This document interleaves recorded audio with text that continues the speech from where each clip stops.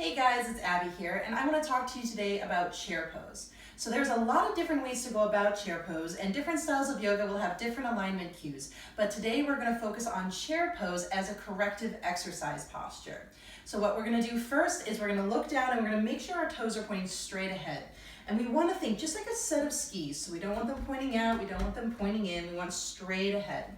And we can do hips width distance, and by that I mean actually where our hip sockets are. So we don't want to think hips width distance as in terms of our actual width of our hips, but basically where our femurs are. We're going to go straight down to the ground. That can be our hips width distance.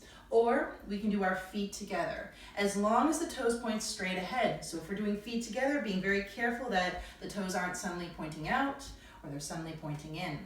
So once we find the position we'd like, we're going to think about our hips traveling to the back of the room and then down, like we're coming into an invisible chair. So the hips shift back and down, and as we do so, we're going to make sure the knees point straight ahead as well. So we want to think about our knees pointing out, maybe our index toe or the space between our index and our middle toe.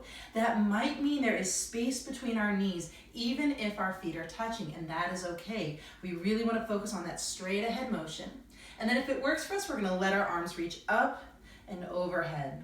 So if this doesn't feel good for us, if we can't get our arms comfortably by our ears, we could either turn the palms out or we could bend the elbows. So again, we're going to try to think hips are traveling to the back of the room and down. We're going to try to put a little more weight into those heels. That's going to make the glute muscles work a little harder. It's going to reduce strain on the knees. We're going to see if we can press the belly in towards the spine, relaxing the neck muscles, maybe relaxing the jaw. Are we one of those people that kind of clenches our teeth when we're in this posture? And we're going to breathe. Full breath in, full breath out. One more if we can.